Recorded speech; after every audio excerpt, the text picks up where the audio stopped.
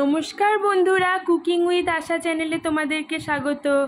সামনেই তো কালী পুজো আর ভাইফোঁটা, তো আজকে তাই তোমাদেরকে আমি দেখাচ্ছি একদম নরম তুলতুলে মুখে দিলেই মিলিয়ে যাবে এইরকম মালাই সন্দেশ। এটা যখন তোমরা বানাবে না, যাদেরকে খেতে দেবে তারাই অবাক হয়ে যাবে যে এটা বাইরে থেকে কেনা না, বরং বাড়িতে বানানো। অপূর্ব সুন্দর খেতে আর একদম স্বর্গীয় স্বাদ। চলো তাহলে দেখে নেওয়া যাক কেমন করে বানিয়েছি আমি এই রেসিপিটা। আর এই রেসিপিটা বানাতে না একটুও কোনো কষ্ট হবে না, ভীষণই ইজি একটা রেসিপি। তোমরা খুব সহজে দেখে নিয়েই বানিয়ে নিতে পারবে। আর আমাকে অবশ্যই এটা বানানোর পরে কমেন্ট করো যে কেমন হয়েছিল। তো এর জন্য দেখো, আমি এখানে 1 লিটার দুধ নিয়ে নিয়েছি ছানা করার জন্য। দুধটা প্রথমে আমি জাল দিয়ে নিচ্ছি, একবার ফুটে উঠবে।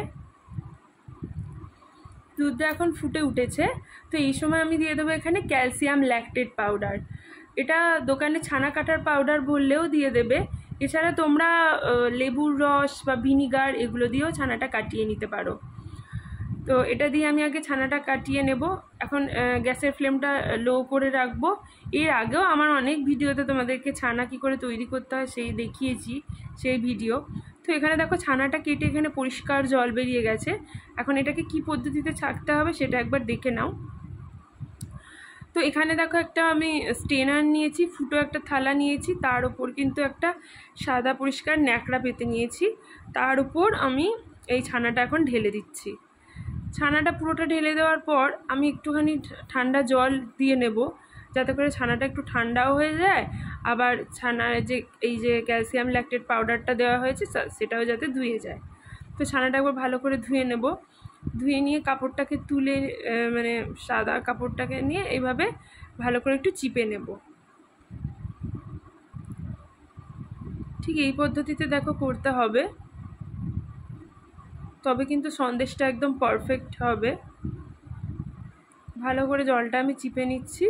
চিপে নিয়ে এইভাবে এরকমভাবে টাইট করে একটা পোটলার মতন করে জলটাই মানে এইভাবে ফুটো থালার উপরে রেখে দিতে হবে কিছুক্ষণ, যাতে জলটা ঝরে যায়। তো সেই মুহূর্তে আমি এখানে আরও 1 লিটার দুধ বসিয়ে নিয়েছি কড়াইয়ে। ক্ষীর তৈরি করব এই দুধটা দিয়ে। তো প্রথমেই দেখো দুধটাকে আগে জাল করে নিচ্ছি। দুধটা পুরো জাল হয়ে যাবে, ওদিকে ছানাটা আরও জল ঝরছে। তো দুধটা ফুটে উঠেছে এখন।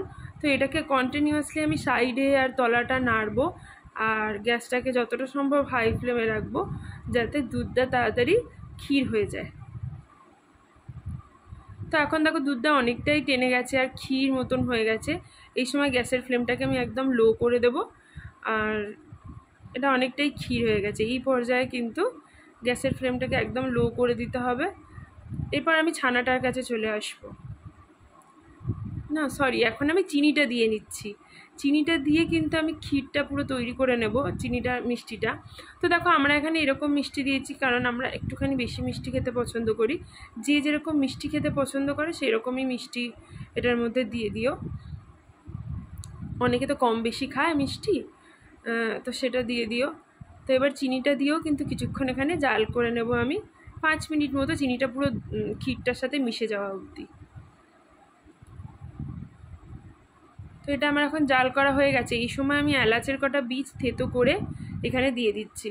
আমাদের এলাচের ফ্লেভারটা খেতে খুব ভালো লাগে, তাই জন্য দিয়েছি। তোমাদের যদি এলাচের ফ্লেভারটা খেতে ভালো না লাগে তাহলে তোমরা এটাকে স্কিপ করে দিতে পারো। তো এটাকেও ভালো করে মিশিয়ে গ্যাসটাকে আমি লো ফ্লেমে রাখবো,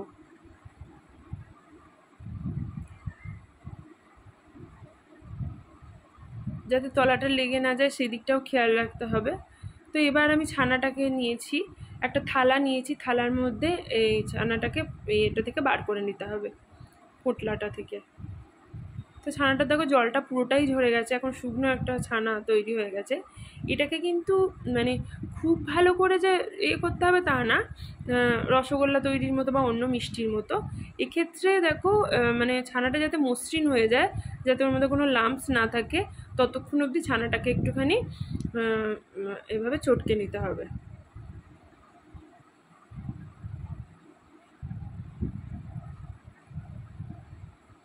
এই সময় কিন্তু আমি কিছুই ইউজ করব না, কোনো চিনি, মিষ্টি বা ময়দা বা কিছুই কিন্তু ইউজ করব না, শুধুই ছানাটাকে মেখে নেব। তো এখন দেখো ছানাটা কি সুন্দর মসৃণ হয়ে গেছে। এই রকম পর্যায়ে কিন্তু ছানাটা মাখা এখন কমপ্লিট হয়ে গেছে।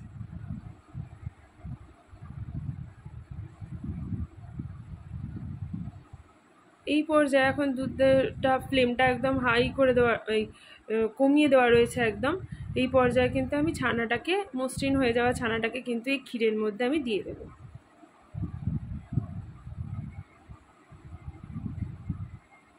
তো এই ছানাটাকে এখন দুধের সঙ্গে খুব ভালো করে, ক্ষীরটার সঙ্গে ভালো করে মিশিয়ে নেব।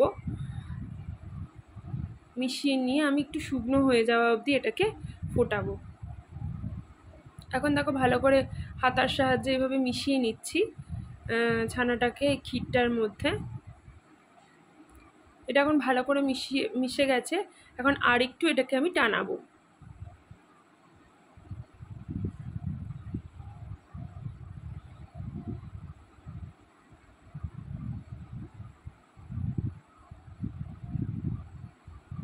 তো এই পর্যায়ে দেখো সন্দেশের পাকটা আমার পুরো রেডি। ভালো করে কড়াই থেকে এভাবে করে নিয়ে এই পর্যায়ে এখন যে শুকনোটা হয়েছে এটা কিন্তু এখন সন্দেশের পুরো রেডি হয়ে গেছে।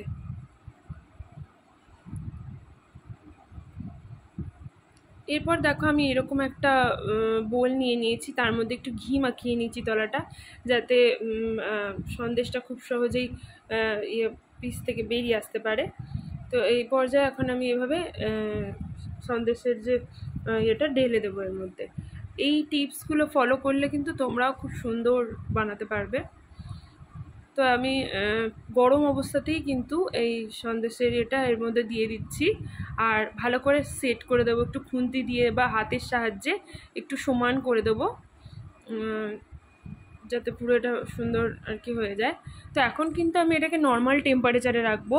নর্মাল টেম্পারেচারে কিছুক্ষণ রাখার পর তারপর কিন্তু আমি এটা ফ্রিজে রাখবো, একটু সেট হতে দেবো।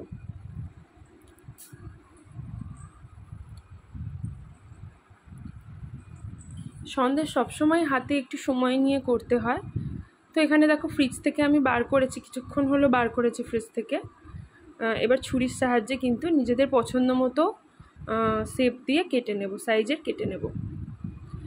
সন্দেশ সবসময় একটু হাতে সময় নিয়ে করতে হয়, একটু তাড়াহুড়ো করা যায় না, কিন্তু ভীষণই টেস্টি হয় খেতে।